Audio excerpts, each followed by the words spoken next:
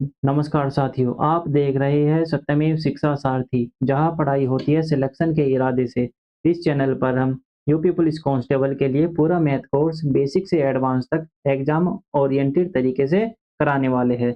आज की क्लास की पीडीएफ आपको हमारे टेलीग्राम चैनल पर मिल जाएगी। टेलीग्राम चैनल का लिंक हमारे चैनल के डिस्क्रिप्शन में मिल जाएगा। वहां से आप हमारे टेलीग्राम ग्रुप में जुड़ सकते हैं। चलिए आज की क्लास शुरू करते हैं। साथियों, ये है आपकी क्लास रेशियो की लास्ट क्लास रहेगी आपकी, ठीक है। इसके बाद हम एवरेज या प्रोपोर्शनल करेंगे, ठीक है। तो चलिए आज की क्लास का पहला क्वेश्चन है। देखिए, क्वेश्चन नंबर फर्स्ट है, युद्ध से पहले किसी सेना में टैंक और प्लेन का अनुपात 5:3 था। युद्ध के दौरान 1000 टैंक और 800 प्लेन नष्ट हो गए। टैंक तथा प्लेन का अनुपात अब 2:1 हो गया। युद्ध के बाद टैंक की संख्या क्या है? देखिए, जैसा कि मैं आपको ये वाले तरीके और ये वाले क्वेश्चन करा चुका हूँ। देखो, ये कैसे होंगे। देखो, सबसे पहले लिखेंगे टैंक और प्लेन का अनुपात कितना है, 5:3। और युद्ध के दौरान 1000 टैंक और 800 प्लेन नष्ट होने के बाद इनका अनुपात 2:1 रह गया। 2:1 ऐसे लिख देंगे। 1000 जो है टैंक और 800 प्लेन ये नष्ट हुए थे। 1000 जो है टैंक नष्ट हुए थे और 800 जो है प्लेन नष्ट हुए थे। और इसके बाद क्या बताया था मैंने आपको? इसके बाद बताया था क्रॉस मेथड। 2 तिया 6, 5 एकम 5, ठीक। और इधर 2 की मल्टीप्लाई 800 में, यहाँ आ जाएगा 1600। और 1 की मल्टीप्लाई 1000 में, और इधर आ जाएगा 1000। इनका डिफरेंस 600, इसका डिफरेंस आया 600 और इसका डिफरेंस आया आपका 1। इसका डिफरेंस आया 1। 6 में से 5 गया, 1 ही तो बचा। और मैंने आपको बताया था ये वाला डिफरेंस और ये वाला डिफरेंस बराबर रख देंगे, ठीक है। तो 1 बराबर 600 के, ये निकल जाएगी आपकी यूनिट। 1 यूनिट बराबर हो गई आपकी 600 के। और क्वेश्चन में क्या पूछा है, युद्ध के बाद टैंक की संख्या क्या है। सबसे पहले युद्ध की ये क्या थी, युद्ध की जो वो थी, सॉरी, रेशियो, ठीक है।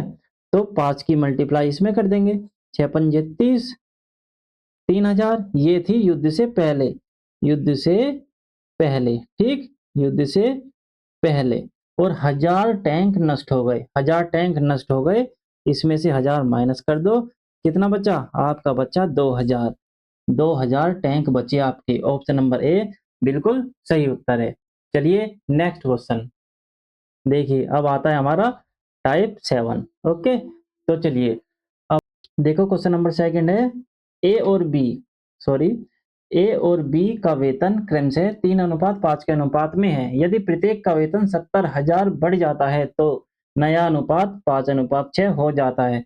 ए का वर्तमान वेतन कितना है? देखिए, ए और बी का वेतन ये है हमारा पुराना और ये हमारा नया, न्यू। और इसका वेतन 5:6 हो जाता है, ठीक है। तो 70,000 बढ़ रहे हैं और इधर भी 70,000 बढ़ रहे हैं। तो वही क्रॉस मल्टीप्लाई करेंगे हम। इधर आया 25, इधर आया 36 18, इधर आया 18। और इन दोनों का डिफरेंस, इन दोनों का डिफरेंस हुआ 25 में से 18 गए 7। और फिर करेंगे इनकी मल्टीप्लाई, 5 सत्ते 35 और यहाँ पे 4 जीरो, 3,50,000। और इधर 7×42 और इधर 4 जीरो। इनका डिफरेंस कितना? इनका डिफरेंस आया 70,000। और इन दोनों के डिफरेंस को मैंने बराबर रखने के लिए बोली थी, हमें यूनिट प्राप्त हो जाएगी। 7 बराबर हो गया 70,000, एक बराबर हो गया 10,000। क्वेश्चन में क्या पूछा है, ए का वर्तमान वेतन कितना होगा। ए का वर्तमान वेतन, वर्तमान वेतन मतलब यही होता है जो जो ओल्ड रहता है, उसी बोलते हैं हम ए का वेतन, सॉरी, उसी बोलते हैं हम वर्तमान वेतन, ठीक है। किसी भी मेरे भाई को कोई दिक्कत नहीं रहनी चाहिए। तो 3 की कर देंगे हम इसमें मल्टीप्लाई, तो कितना आ जाएगा? 30,000। ऑप्शन नंबर सी इसका बिल्कुल सही उत्तर है। चलिए नेक्स्ट क्वेश्चन, ये देखिए क्वेश्चन नंबर 3 है, ए और बी की आय का अनुपात 4:7 है और उनके व्यय का अनुपात 1:2 है। यदि उनमें से प्रत्येक प्रतिमाह 4800 रुपये बचाता है तो बी की आय कितनी होगी। चलिए ए और बी का अनुपात कितना है, 4:7। ये है इनकी इनकम, ओके। और इनके एक्सपेंडिचर, खर्च कितने हैं इनके, इनके खर्चे 1:2 के अनुपात में, ओके। इनकी जो बचत है, इनकी बचत कितनी है, सेविंग, इनकी सेविंग है 4800, यहाँ लिख देंगे 4800, यहाँ लिख देंगे। फिर उसके बाद वही क्रॉस मल्टीप्लाई 8, 7 एकम 7, 4 दूनी 8, और इनका डिफरेंस 8 में से 7 गया, डी बराबर आ जाएगा 1, और इधर 4800 ही रहेगा, इधर 48 दूनी 9600, और ये वाला डिफरेंस, ये वाले डिफरेंस के बराबर रख देंगे, 96 में से 4800 गए 4800, तो 1 यूनिट बराबर 4800। बी की आय पूछी है, बी की आय, बी की आय कितनी थी 7, तो 7 यूनिट की वैल्यू कितनी होगी, 7 से मल्टीप्लाई कर दो, 8 से 56, 5 यहाँ पे 33। ऑप्शन नंबर डी आपका बिल्कुल सही उत्तर है। चलिए नेक्स्ट क्वेश्चन देखिए, क्वेश्चन नंबर 4 है हमारा, दो व्यक्ति पी और क्यू की आय का अनुपात 5:6 है। यदि उनमें से प्रत्येक प्रति माह 200 रुपए की बचत करता है तो उनके खर्च का अनुपात, व्यय का अनुपात 3:4 है। क्यू की आय ज्ञात कीजिए। तो कर दीजिए ना, अब तो आपको कॉन्सेप्ट क्लियर करा चुका हूं मैं। 5:6, 5:6 क्या है इनकी, यह है इनकी इनकम, ओके।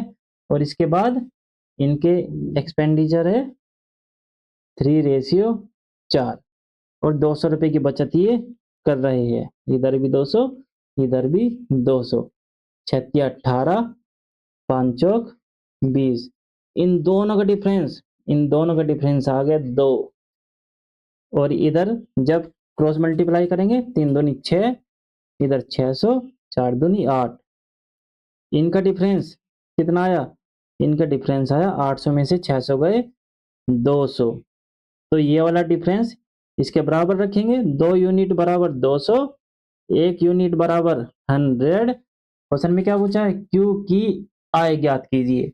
क्यू की आय कितनी है, 6 है, देखो तो 6 की कर देंगे इसमें गुना, 6 यूनिट बराबर हो जाएगी 600, ठीक। ऑप्शन नंबर सी इसका बिल्कुल सही उत्तर है मेरे प्यारे साथियों। चलिए नेक्स्ट क्वेश्चन देखिए, इस क्वेश्चन को ध्यान से पढ़ो। क्वेश्चन नंबर 5, ए और बी की आय का अनुपात 4:5 और उनके खर्च का अनुपात 2:3, सॉरी 3।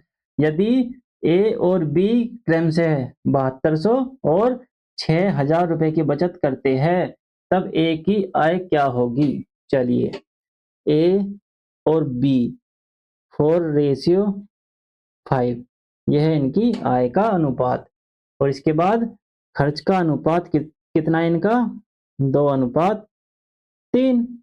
इसके बाद ये बचत कितनी कर रहे हैं, ये बचत कर रहे हैं मेरे प्यारे बच्चों, ए करता है 7200 की और बी करता है 6000 की। इसकी क्रॉस मल्टीप्लाई पहले इसमें करेंगे, 5 दूनी 10, और इधर 4 तिया 12, 12 में से 10 गए, कितना डिफरेंस आया, डिफरेंस आया आपका 2, ओके। 2 और 2 की गुना इसमें करेंगे, 6 दूनी 12000, इधर 72 तिया 3 दूनी 6, 7 तिया 21, 216, इधर ये आ गया इनका डिफरेंस, कितना आया, डिफरेंस आया इनका 200, सॉरी 21,600 में से 12,000 जाएंगे, ये बचेगा आपका, ये बचेगा आपका 9600। 2 बराबर 9600 है, 2 यूनिट बराबर है हमारे पास 9600, 1 बराबर 4800। क्या बोला है, ए की आय ज्ञात करनी है, ए की आय कितनी थी 4, तो 4 बराबर 4800 गुना में 4 बराबर 48 दूनी 96 दूनी 192, 192। ऑप्शन नंबर ए इसका बिल्कुल सही उत्तर है। चलिए नेक्स्ट क्वेश्चन, ध्यान से देखिए क्वेश्चन नंबर 6। ए और बी की आय का अनुपात 5:7 है। ए और बी का क्रम से ए और बी क्रम से 4000 और 5000 की बचत करते हैं। यदि ए का व्यय 5 के व्यय के 66 सही 2/3% के बराबर है, तो ए और बी की कुल आय ज्ञात कीजिए।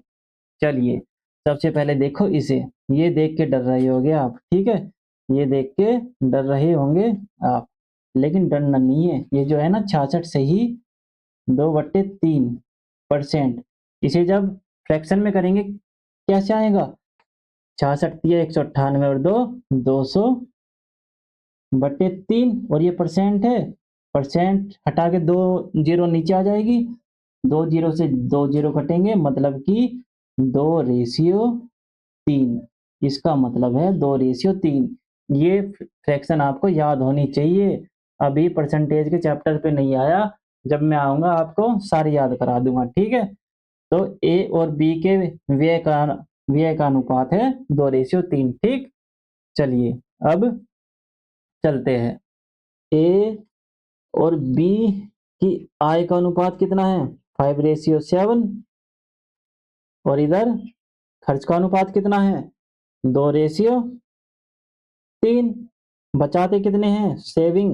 सेविंग भी तो करते हैं, ये अनुशासित बच्चे हैं, सेविंग भी कर रहे हैं। ए ने करी 4000 की, बी ने करी 5000 की, और यहाँ पे वही लगा दो अपना सुपरमैन वाला मेथड, 7 दूनी 14, 5 दिया 15, इधर 14 इधर 15, इनका डिफरेंस आया आपका 1। इसकी मल्टीप्लाई इसमें कितनी हुआ? 10,000। इसकी मल्टीप्लाई इसमें 4 दिया 12, ठीक।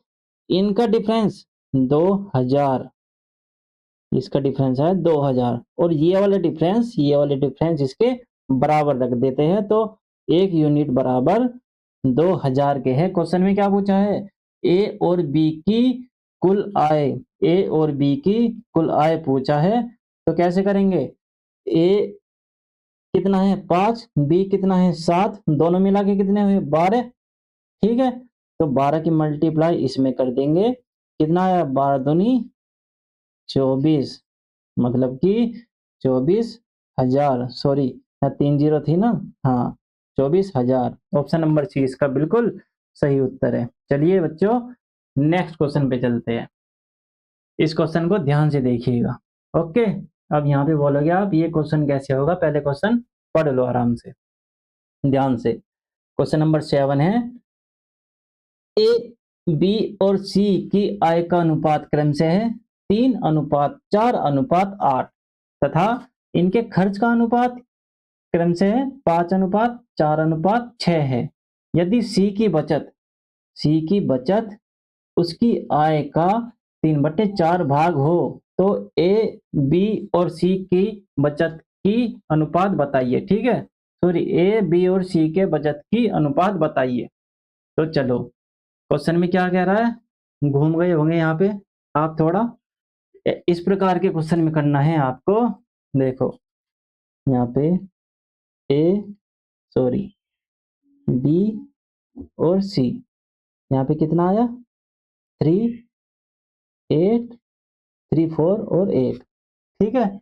और ये है इनकी इनकम, इनके एक्सपेंडिचर कितने हैं, इनके खर्च कितने हैं, इनके है 5:4:6। अब देखो क्वेश्चन में क्या बोल के घुमाया गया है, सी की बचत उसकी आय का 3/4 भाग है, मतलब कि सी की जो सेविंग है ना, सी की जो सेविंग है, सी की सेविंग बराबर है उसकी इनकम के, ये मतलब गुणा 3/4 के बराबर है, ठीक है। तो एस यहाँ पे ऐसी आई आ जाएगा इसके नीचे, इसका मतलब एस बराबर 3 आ जाएगा और आई बराबर 4। अब मुझे एक बात बताइए, ठीक है, एक बात बताओ ध्यान से, जब इनकम 4 है और सेविंग इसकी 3 है, तो इसका खर्चा कितना हुआ? इसका खर्चा कितना हुआ? एक्सपेंडिचर बट्टे इनकम कितना हुआ? 3/4 है, मतलब इनकम तो इसकी 4 है, सेविंग है इसकी 3, मतलब कितने रुपए खर्च करे होंगे इसने? 1 रुपया, तो 1/4। ठीक है, किसी भी मेरे बच्चे को कोई दिक्कत नहीं होनी चाहिए। ये है इसकी आय, ये है इसका खर्च, और ये है इसकी आय, और ये है इसकी बचत। ओके, यहाँ तक मेरे किसी बच्चे को कोई दिक्कत नहीं होनी चाहिए। ठीक है, अब इसके बाद आपको करना है, यहाँ पे हमें जो ये है, यहाँ पे हमें ओरिजिनल बचत दी ही नहीं, तो यहाँ क्रॉस मेथड नहीं लगेगा।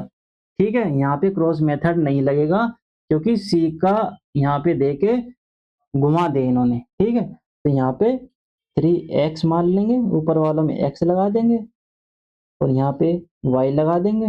ठीक, तो यहाँ पे जब y लगा देंगे, c को देखो, c को देखना है बस आपको। ठीक, यहाँ पे 8x बटे 6y, ये क्या है? 8x क्या है? 8x है इसकी इनकम, e एक्सपेंडिचर क्या है? 6y। ठीक है, और यहाँ पे जो है i बराबर 8x क्वेश्चन में दिया है, और हमारा क्या निकला है? हमारा निकला है, इनकम निकली है हमारी 4, तो यहाँ पे लिख देंगे 4। ठीक, एक्सपेंडिचर कितना निकला है हमारा? 1। ये रहा ना, ये रहा ना, एक्सपेंडिचर कितना है? ये रहा 1। ठीक है, तो 4/1, कोई भी दिक्कत नहीं होनी चाहिए। इसके बाद क्या करेंगे? इसके बाद 4 से 8 को काटेंगे, यहाँ पे बचा 2, और 2 से फिर 6 को काटेंगे, यहाँ पे बचा 3, और यहाँ पे मिल जाएगी हमें x और y की वैल्यू। ये 3 जब इधर जाएगा तो 3 ऊपर जाएगा, इधर कुछ भी नहीं बचा, मतलब कि इसके 1, तो x y की वैल्यू मिल गई हमें 3/1। ठीक, और इन वैल्यू को हम इसमें पुट करेंगे। अब आएगी हमारी ओरिजिनल वाली, तो ओरिजिनल वाली कितनी आएगी? ये आएगी, इसे सेपरेट रखो नहीं तो आप कंफ्यूज हो जाओगे। ठीक है, इतना हिस्सा आपको याद रखना है। इसके बाद इनकम कितनी हुई? 3 इंटू में 3, एक्स की वैल्यू पुट कर रहा हूँ अब मैं। ठीक है, ये एक्स बराबर 3 निकला है ना, तो 3 इंटू में 3, और इधर 4 इंटू में 3, यहाँ ए है, यहाँ बी है, यहाँ सी है, 8 इंटू में 3, और यहाँ पे 1, यह है एक्सपेंडिचर बराबर y 5 इंटू में 1, यहाँ तो 1 निकली इसकी वैल्यू, इस पर कोई फर्क नहीं पड़ेगा, लेकिन आपको कंफ्यूजन ना हो इसलिए कर रहा हूँ। यहाँ पे कितना आया? इनकम आया 3 तिया 9, 4 तिया 12, 8 तिया 24। मैं डायरेक्ट भी लिख सकता था, लेकिन जो मेरा बच्चा बिल्कुल बेसिक से पढ़ रहा है उसको भी कोई दिक्कत नहीं होनी चाहिए। ठीक है, अरे सॉरी, क्या हो गया ये? 1 मिनट दो। हाँ, अब देखो यहाँ पे क्या आया? यहाँ पे 4 था ना, यहाँ पे 4 था, यहाँ पे 4 आया, और यहाँ पे 6, यहाँ पे भी 6 है। क्या कर रहा हूँ मैं? ठीक है, इसके बाद बचत क्या आई? सेविंग। इसके बाद सेविंग क्या आई? इसमें से घटा दो डायरेक्ट, 9 में से 5 गए 4, 12 में से 4 गए 8, 24 में से 6 गए 18। इन्हें काटेंगे, 2 4 9। ठीक है, और ये सारे अनुपात में है, मैं अनुपात लिखना भूल जाता हूँ, इसका ध्यान रखना। ठीक है, ये आ गया हमारे पास 2:4:9। ये है आप सभी का प्यारा सा उत्तर। ठीक है, यहाँ पे किसी भी बच्चे को कोई दिक्कत नहीं हुई होगी। मेरा मानना ये है कि जहाँ पे एग्जामिनर ने ये घुमाया था ना, वो मैंने खोल करके आपको समझा दिया एक एक पॉइंट। ठीक है, तो चलिए अब चलते हैं अपने नेक्स्ट टाइप पर। ठीक है। चलिए नेक्स्ट टाइप के क्वेश्चन किस प्रकार के हैं देखो, सिक्के वाले प्रश्न, इस पे लिख लो पहले, सिक्कों वाले प्रश्न, कॉइन बेस्ड क्वेश्चन। ओके, चलिए अब चलते हैं। क्वेश्चन नंबर 8 क्या है? एक थैले में 5, 2 और 1 के सिक्के हैं जिनका योग 410 है। सिक्कों की संख्याओं का अनुपात 4:6:9।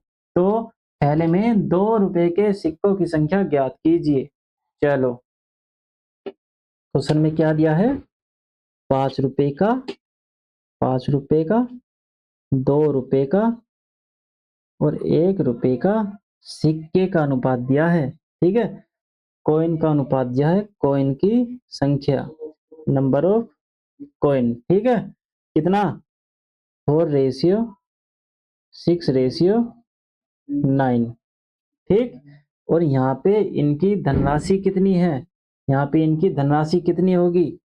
यहाँ पे इनकी वैल्यू क्या होगी? अगर मैं आपसे बोलूं आपके पास 5 रुपए के 4 सिक्के हैं तो आपके पास कितने रुपए हैं? ठीक है, ध्यान से समझना, 2-3 टाइप के क्वेश्चन आते हैं सिर्फ सिक्के वाले में, और इसे ये 5-10 मिनट की वीडियो रह रही होगी, सारा कंप्लीट हो जाएगा इसी में। 2-3 टाइप के रहते हैं बस। ठीक है, ध्यान से समझना। देखो, 5 रुपए के सिक्के अगर आपके पास 4 है, आपके पास कितने रुपए हैं मैं ये पूछ रहा हूँ।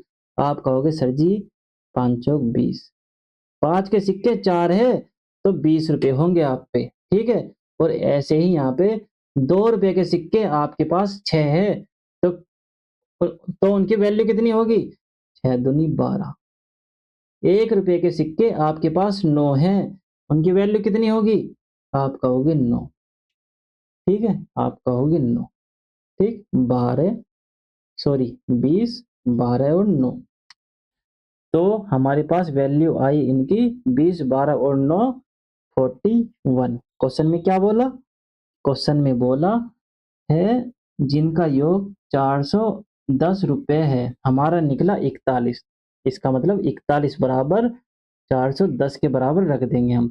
41 से ये गया, एक बराबर कितना आया? 10। एक बराबर आया हमारा 10। 2 रुपए के सिक्कों की संख्या पूछी है। 2 रुपए के सिक्कों की संख्या कितनी थी? 6, और 6 से कर देंगे इसे मल्टीप्लाई मेरे दोस्त, 60। आपका बिल्कुल सही उत्तर। उम्मीद करता हूँ किसी भी मेरे बच्चे को कोई दिक्कत नहीं हुई होगी इस टाइप के क्वेश्चन में। ठीक है, चलिए ऐसा ही क्वेश्चन देखते हैं अगला। देखो, यहाँ पे है क्वेश्चन नंबर 9। एक मनी बैग में क्रमशः है 1 रुपया, 5 रुपया, 10 रुपए के सिक्के 3:5:7 के अनुपात में है। यदि उस बैग में कुल राशि 980 हो तो 10 रुपए के सिक्के की संख्या ज्ञात कीजिए। देखो, यहाँ पे हमारे पास है 1 रुपए का सिक्का, 5 रुपए का सिक्का और 10 रुपए का सिक्का। ठीक है, 1 रुपए का सिक्का, 5 रुपए का सिक्का और 10 रुपए का सिक्का। और नंबर ऑफ कॉइन का अनुपात दिया है, कितना दिया है? 3, 5 और 7। 3, 5 और 7। इसका मतलब है जब इसकी वैल्यू निकालेंगे, सबसे पहले वैल्यू निकालेंगे इस प्रकार के क्वेश्चन में। ओके, जब इस प्रकार के क्वेश्चन में वैल्यू निकालेंगे तो कितना आ जाएगा? 1 रुपए के सिक्के आपके पास जिनकी वैल्यू है, सॉरी 3 सिक्के हैं आपके पास एक एक के, कितनी वैल्यू है इनकी? 3। ऐसे ही यहाँ पे 5 रुपए के सिक्के हैं आपके पास 5, 5 पंजे 25। 10 रुपए के सिक्के हैं आपके पास 7, 70। तो इनकी वैल्यू कितनी हुई? इनकी वैल्यू हुई आपके पास 70, 25 और 3 98। 98 बराबर किसके है? क्वेश्चन में तो दिया है कुल राशि 980 है, इसका मतलब 98 बराबर 980। इसे काटेंगे, एक बराबर आपका आ जाएगा 10। 10 रुपए के सिक्कों की संख्या 7 है, यहाँ पे 7 की गुना कर देंगे, 10 इंटू में 7 is equal to 70। Option number B हमारे बिल्कुल सही उत्तर। नेक्स्ट क्वेश्चन, अब देखिए, इस वाले क्वेश्चन को ध्यान से पढ़ो और समझो, उसके बाद इसका जवाब दो। क्वेश्चन नंबर 10 है, पी क्यू को 2 रुपये, 5 रुपये और 10 रुपये के सिक्कों का उपयोग करके 150 रुपये का भुगतान करता है। वह कुल 50 सिक्कों का उपयोग करता है। यदि उपयोग किए गए 2 रुपये और 5 रुपये के सिक्कों का अनुपात 5:2 है, तो भुगतान में 10 रुपये के कितने सिक्के उपयोग किए गए हैं। इस क्वेश्चन में क्या दिया है, 2 रुपये का सिक्का, 5 रुपये का सिक्का और यहाँ पे 10 रुपये का सिक्का। ठीक, इसके बाद दिया है इन्हें कॉइन की संख्या का अनुपात, सिर्फ 2 का दिया है, 5:2। ठीक है, 5:2 का अनुपात दिया है सिर्फ और सिर्फ। इसके बाद क्या करना है, 5:2। अब एक बात बताओ, ये क्वेश्चन करेंगे हम ऑप्शन से, थोड़ा थोड़ा ऑप्शन से और थोड़ा थोड़ा दिमाग से। अब बताओ, 5:2 है, मतलब इन दोनों की संख्या का अनुपात कितना है, 7। इन दोनों के कॉइन की संख्या का अनुपात कितना है, 7 है। इसका मतलब कुल सिक्के कितने हैं, कुल सिक्के हैं हमारे पास 50, जिनकी वैल्यू कितनी है, 150। अब ये देखो 7 है जैसे, अब जो भी हमारा इनका वो होगा, 7 का गुणज होगा, 50 से कम वाला 7 से गुणज होगा, इतनी ही इनकी संख्या होगी। इसलिए हम 10 के सिक्कों की संख्या मानेंगे पहले। ऑप्शन नंबर ए से स्टार्ट करते हैं। ठीक है, अगर दो सिक्के 10 रुपए के होंगे, 50 में से 2 गए, 48 बचे, 7 का गुणज नहीं है। इन दोनों के संख्याओं का जो जोड़ है ना, वो 7 का गुणज होना चाहिए, वही इसका आंसर होगा। तो 2 तो हमारा कट गया। अब अगर 50 में से 5 गए, 45, ये भी 7 का गुणज नहीं है, ये भी हमारा ऑप्शन कट गया। और आखिरी बचा हमारा, सॉरी तीसरा बचा हमारा 1। 50 में से 1 जाएगा, कितना आएगा, 49। 50 में से 1 जाएगा 49, और ये है हमारा 7 का मल्टीपल, 7 49 होते हैं। और इसके बाद इस ऑप्शन पे हम रुक जाएंगे। ठीक है, इस ऑप्शन पे हम रुक जाएंगे, फिर करेंगे हम इसकी वैल्यू चेक। अब कैसे करेंगे, हम ऐसे करेंगे, 10 रुपये का सिक्का 1 है, 10 से कम 10, 10 से कम 10, मतलब कि 150 में से 10 रुपये तो अलग हट गए। एक सिक्का है 140, अभी 140 इन दोनों के होने चाहिए 7 बराबर। अगर हम 140 रखेंगे, एक बराबर आएगा हमारा 20, 20 की वैल्यू इसमें रखेंगे, ए में, सॉरी 2 रुपये के सिक्के में 20 इंटू में 5, यहाँ पे आ गया 100, और इधर 2 इंटू में 20, इधर आ गया 40 आपका। 100 और 40 और 10, 150 हो गए। ये हो गया हमारा क्रॉस चेक। ठीक है, इसका मतलब ऑप्शन नंबर ए हमारा बिल्कुल सही उत्तर है। ये भी मैंने आपको, सॉरी कहाँ चला गया, हाँ देखो, ये भी मैंने आपको क्लियर करने के लिए बता दिया, नहीं तो यही ऑप्शन साफ साफ दिख रहा था। ठीक है, ताकि कोई भी बच्चा कंफ्यूज ना हो। चलिए नेक्स्ट क्वेश्चन, रुको मैं इसे इरेज कर देता हूँ। चलो ये क्वेश्चन ध्यान से पढ़ो। एक विद्यालय में विद्यार्थियों की कुल संख्या 640 है, जिनमें लड़कियों की संख्या से अनुपात 5:3 है। यदि विद्यालय में और 30 लड़कियों का नामांकन किया जाता है, तो विद्यालय में और कितने लड़कों का नामांकन होना चाहिए ताकि लड़कों की संख्या का लड़कियों की संख्या से अनुपात 14:9 हो जाए। ठीक है, चलिए ये क्वेश्चन आपका बीच में फंस गया, सिक्कों वाले क्वेश्चन के बीच में। चलो इसको करके ही चलते हैं। एक विद्यालय में विद्यार्थियों की कुल संख्या कितनी है, 640 है। ठीक है, कुल संख्या 640 है। ठीक, जिनमें लड़कों की संख्या का लड़कियों की संख्या से अनुपात कितना है, 5:3 है। ठीक है, 8 मतलब 5 और 3 8, 8 बराबर है 640 के, एक बराबर 8 8 64, एक बराबर आ गया 80। मतलब इन दोनों की वैल्यू, बॉयज और गर्ल्स की वैल्यू कितनी निकल गई, लड़कों की संख्या का लड़कियों की संख्या से अनुपात, मतलब कि 5:3 है, ठीक। और जब इसकी मल्टीप्लाई करेंगे, एक यूनिट की वैल्यू 80 निकली है ना हमारी, 8 पंजे 40, यहाँ पे आ गया 400, 8 तिया 24, यहाँ पे आ गया 240। बॉयज है हमारे पास 400, गर्ल्स है हमारे पास 240। इससे आगे, यदि विद्यालय में और 30 लड़कियों का नामांकन किया जाता है, 30 लड़कियों का नामांकन हमने और कर दिया, लो जी कितना आया, 270 हो गया। ये आ गई हमारी गर्ल्स 270।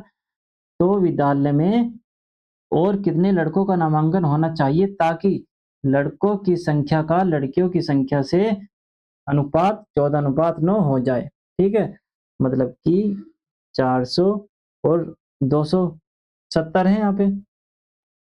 इसके बाद हमें क्या दिख रहा है, ये दिख रही है लड़कियों की यूनिट, ठीक है 9, और ये हमारे पास इनकी संख्या भी आ गई।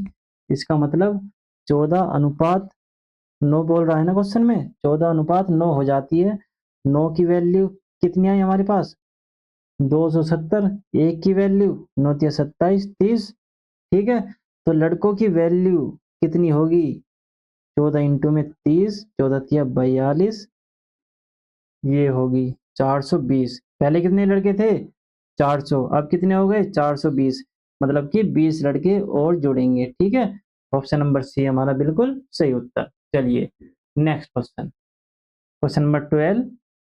378 सिक्कों के ढेर में 1 रुपये 50 पैसे तथा 25 पैसे के सिक्के हैं जिनकी कीमत 13, 11 और 7 के अनुपात में है, तो 50 पैसे के सिक्कों की संख्या ज्ञात कीजिए। अब देखो हमारे पास है 1 रुपये का सिक्का,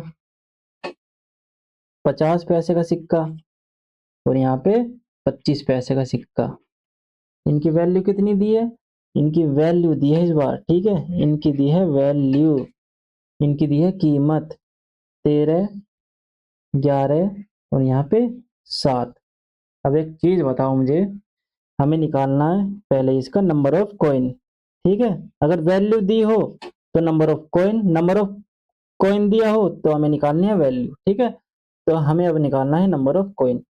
1 रुपये के सिक्के हैं आपके पास और उनकी वैल्यू है 13, तो मतलब सिक्के कितने होंगे आपके पास, आपके पास होंगे, आप कहोगे सर जी 13, कैसी बात कर रहे हो, ठीक है 13 ही होंगे। और आपके पास है 11 रुपये और 98 है आपके पास, 50 पैसा है आपके पास। और 1 रुपये में 50 पैसे के कितने सिक्के होते हैं, आप कहोगे 2, ठीक है, आप कहोगे 2। इसका मतलब 11 रुपये में कितने सिक्के हुए, इंटू में कर देंगे 2, तो यहाँ पे आ गया 22 सिक्के। और ऐसे ही 1 रुपये में 25 पैसे कितने होते हैं, 25 पैसे के कितने सिक्के होते हैं, 4, 4 होते हैं, ठीक है। 25, 25, 25, 25, तब बनता है 1 रुपया, ठीक है। 25 पैसा, 25 पैसा 4 बार जोड़ेगा जब बनेगा हमारा 1 रुपया। और इसके पास 7 रुपये है, 7 रुपये है जब इसके पास, तो इसको करेंगे मल्टीप्लाई 4 से, तो हमारे पास आ जाएगी सिक्कों की वैल्यू 28, ठीक है। हमारे पास आ जाएगी सिक्कों की वैल्यू। अब हम इनको जोड़ेंगे, ठीक। अब हम इनको जोड़ेंगे 28 और 28 और 22, 50 और 13, 63, 63 बराबर 378। 378 कहाँ से, ये दिया हुआ है क्वेश्चन में, सिक्के हमारे हमारे सिक्के आए 63, क्वेश्चन में दिया है 378। इन दोनों की वैल्यू रख देंगे और इनको काट के 9 सत्ते 63, 9 छिंग 9 चौक 36, 9 दूनी 18, 7 चिंग 1 बराबर आ गया हमारे पास 6, ठीक। 50 पैसे के सिक्कों की संख्या पूछे, 50 पैसे के सिक्कों की संख्या, 50 पैसे के सिक्कों की संख्या कितनी हुई, ये कर देंगे हम 28 से मल्टीप्लाई। 25 पैसे के कॉइन की संख्या पूछी है, इसका मतलब 25 की मल्टीप्लाई कर देंगे इससे, सॉरी 28 की, ठीक है। 8 छिंग 48, हासिल 4, 6 दूनी 12 और 4 68। तो यहाँ पे आ गया हमारा आंसर गलत। अब देखें गलती कहाँ हुई। अब देखो कितना महान हूं मैं, 50 पैसे के सिक्कों की संख्या पूछी थी, मैंने निकाल दी 25 पैसे के, लेकिन किसकी निकालनी थी, हमें निकालनी थी इसकी, हमें निकालनी थी इसकी 50 पैसे के, इसका मतलब 6 की मल्टीप्लाई करनी थी, 6 की मल्टीप्लाई करनी थी 22 से, तो कितना आता हमारा 132।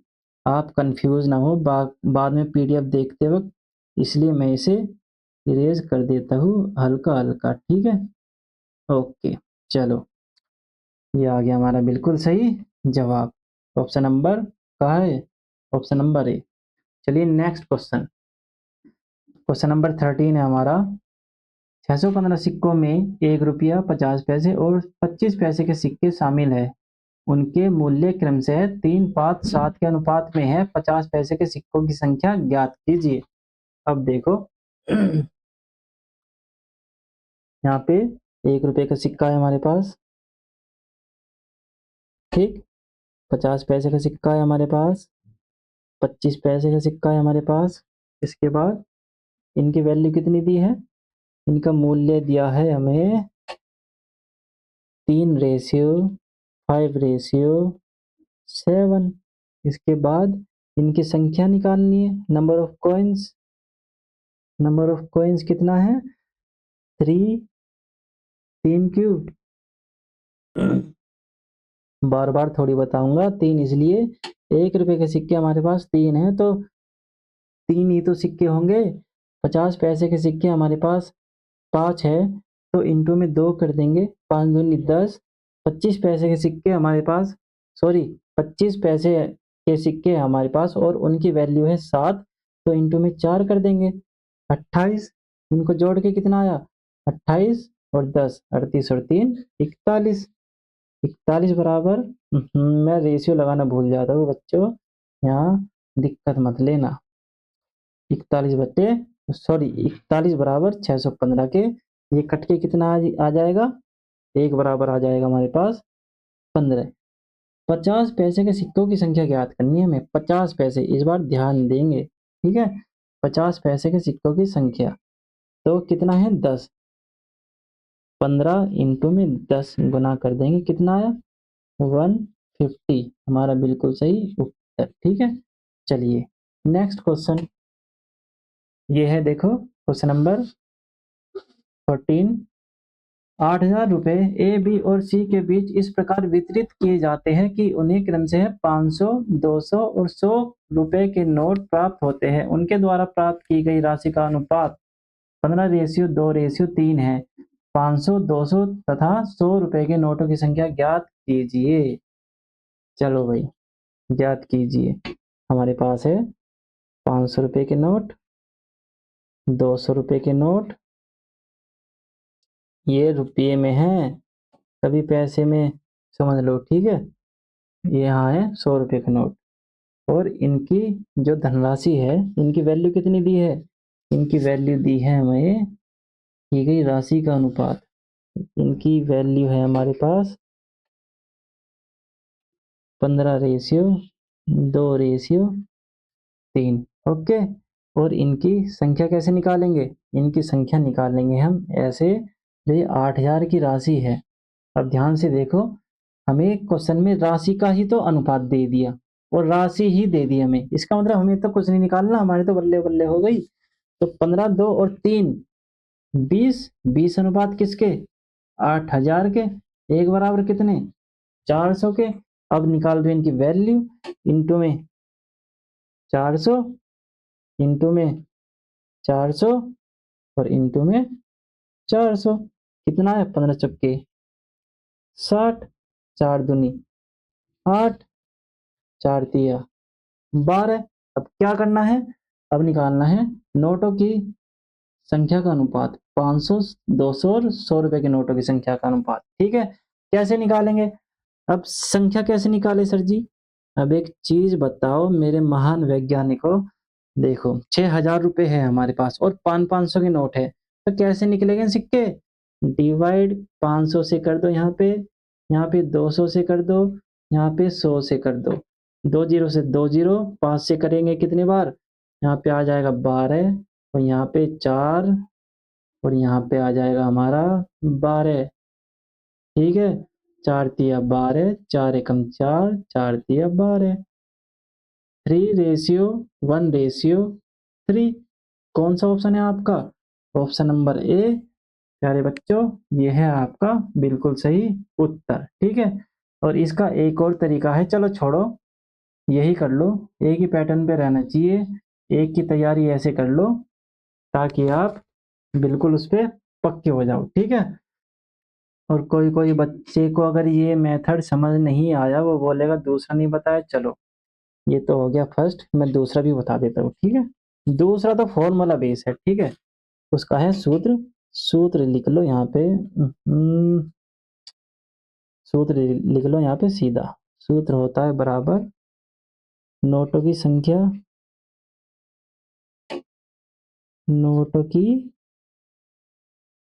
संख्या बराबर कुल राशि, कुल राशि बटे एक नोट का मूल्य। एक नोट या सिक्के, ठीक है, यहाँ पे नोट है या सिक्के लिख लो यहाँ पे, नोट या सिक्के का, रुको इसे मैं पतला कर लेता हूँ, दिक्कत हो रही है लिखने में, सिक्के का मूल्य। ठीक है, अब देखो ये होता है आपका फॉर्मूला। अगर राइटिंग मेरी ज़्यादा अच्छी लग रही हो ना तो इसे समझ लेना फिर भी। ठीक है, मेरी बहुत अच्छी राइटिंग है। चलो अब क्या करना है इसमें, कुल राशि बटे एक नोट का मूल्य। ठीक है, एक नोट का मूल्य कितना है, कुल राशि कितनी है हमारे पास, 15। 15 है, यहाँ पे लिखना है 15, सीधा सीधा 15/500, 15/500। एक नोट की संख्या, यहाँ पे लगा दो रेशियो, यहाँ पे लगा दो 2/200, और यहाँ पे 3/100। इसके बाद 2 जीरो से काट देंगे हम, फिर 5 दिया 15, 2 एकम 2, 2 एकम 2, और यहाँ पे कितना बचा 3। ये वाला कलर थोड़ा ठीक नहीं लग रहा, चलो आगे से यूज नहीं करूँगा। तो बच्चों ये था आपका बिल्कुल प्यारा सा क्वेश्चन, ये फर्स्ट टाइप, ये हो गया आपका दूसरा टाइप। तो प्यारे बच्चों ये थी आपकी अच्छी सी प्यारी सी क्लास। अगर आपको ये क्लास अच्छी लगी हो तो चैनल को सब्सक्राइब करें और वीडियो को लाइक करें और अपनी तैयारी में जान डाल दो।